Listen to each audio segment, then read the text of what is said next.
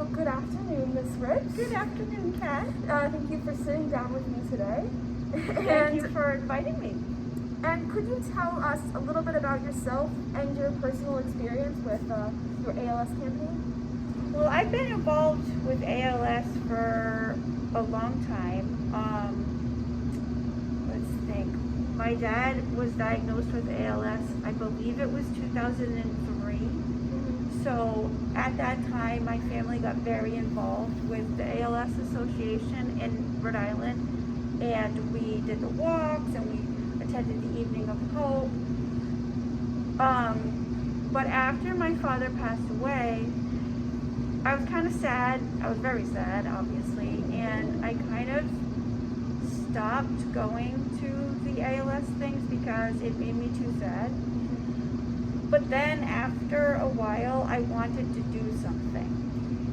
And I could go to the walks and that was fine, but it didn't feel personal. And I wanted to do something in memory of my father.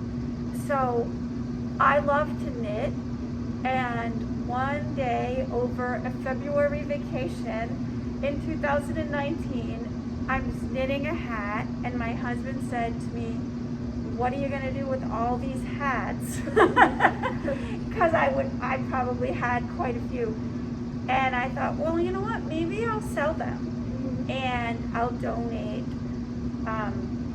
some of the money to ALS. And so I got the idea to start a project called Pepe's String. And that is named after my dad, or it's named in memory of my dad. Pepe is a French-Canadian term of endearment for grandfather.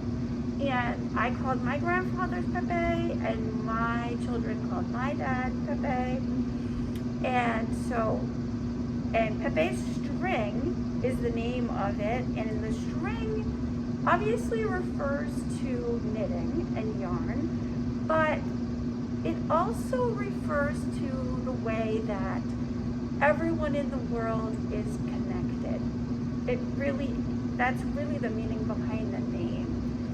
And I thought that would be a good way to honor my father, because one thing that struck me when he was dealing with the disease was how strong he was in his convictions to still be happy. And he was happy. And it also struck me how many people still came to see him and visit him because of the type of a person that he was. He had, like, his friends stayed his friends, and his friends wanted to help take care of him.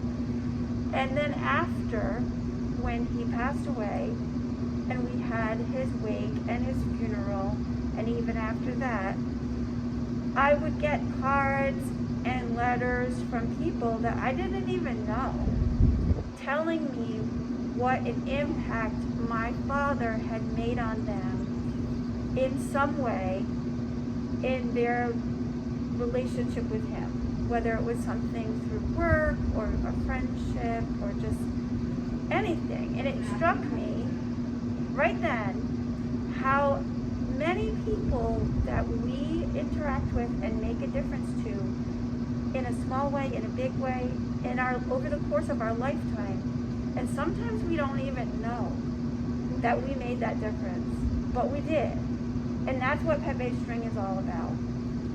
So did your experience with your father and his ALS inspire you to change something within yourself? Kind of did.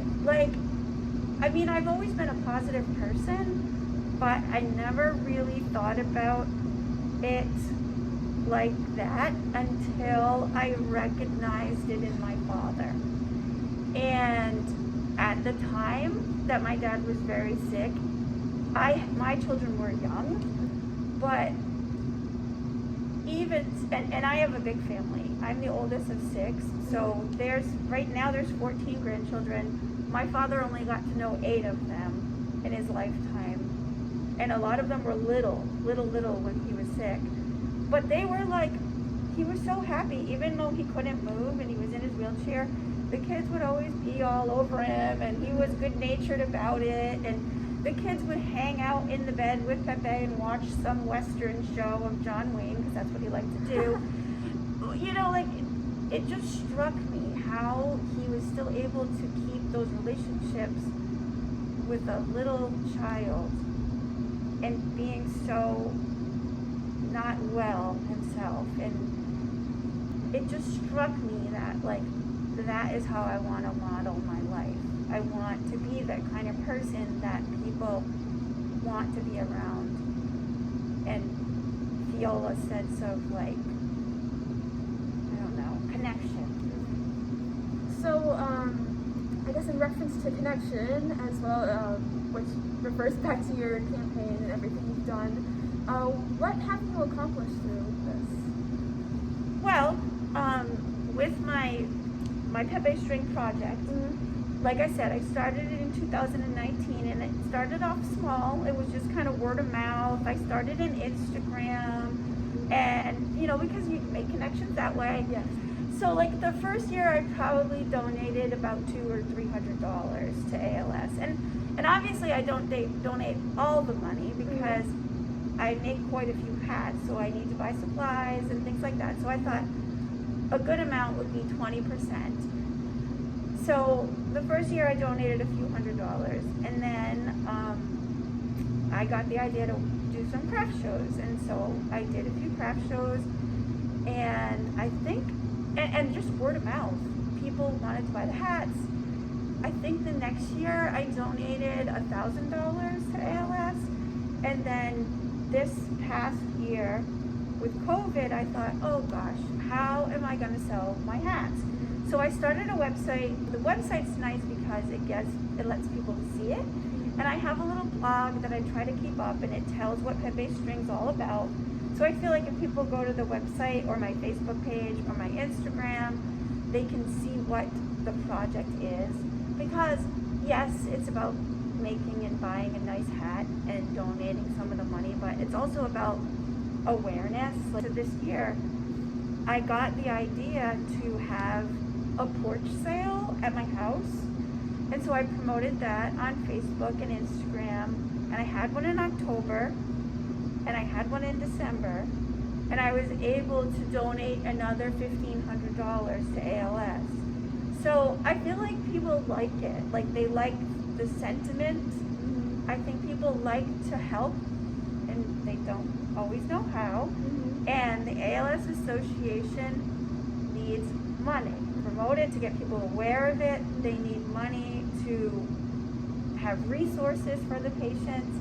They need money for research. So that's how I give to them. So do you feel as if your projects and your past work for the ALS Association has had an impact on your community? I feel like it has. I feel like it has because I feel like in my small way, I have let people know about ALS. And I have made as much of a contribution as I, as an individual, can make. Yes. But every little bit helps. And I think that's important to think about, you know. I think sometimes we think, I'm just one person.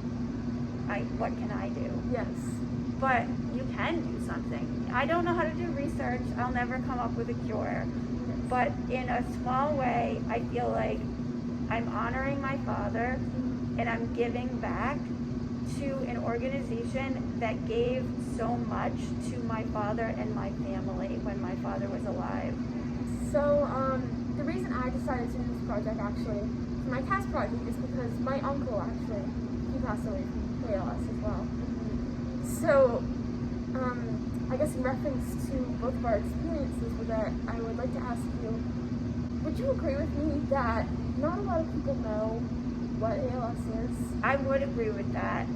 I would. I think it's, although I do think it's becoming more known, but when my father got ALS in 2003, and that wasn't all that long ago, Yes. I had never heard of ALS really until my father was afflicted. Yes. And then it was personal. Yes. And then I do feel like over the years, it has become more known. Each state has its own chapter of the ALS Association. So, you know, for us in Rhode Island, reaching out to them as well and seeing what we can do to help them. What I do with Pepe's String, it does help them. I send them a check when I can. But it does help me, and it gets the word out to the people that I am associated with. My string will reach certain people, and their string will reach certain people, and at some point it becomes interwoven. And I know that's corny, but that's what I like about my analogy. Yes. Is it fits. My last question for you is, what is one thing that you wish people knew about ALS? One thing I wish people knew about ALS is how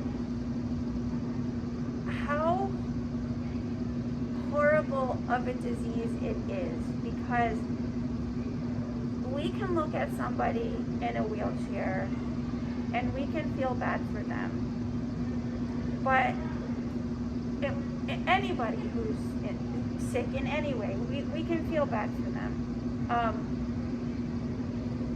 And I can only speak to this on a personal level, but ALS takes a perfectly healthy person and completely ruins their life, as well as the lives of their families.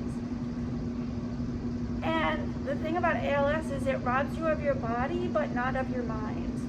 So as you're losing the ability to walk, as you're losing the ability to pick up a fork and feed yourself, and anything else humiliating that you can't do for yourself anymore, you always are aware of that.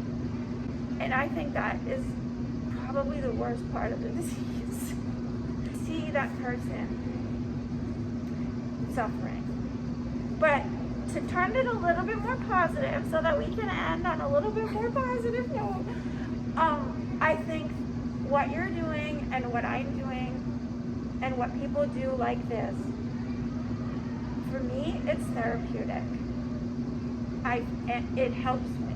It helps me to deal, and it helps me to feel like I'm doing something good in the face of something bad that happened. And I love my father so much for teaching me that lesson. I don't know I would have learned that lesson. I mean, I might have, but you know, it definitely helped. It definitely helped to bring it to me sooner. Yeah. And you as well. You're a lot younger than I am. To have the passion to do something with it at an age like you are, you probably can do something further than I am able to do. But I'm happy with what I can do.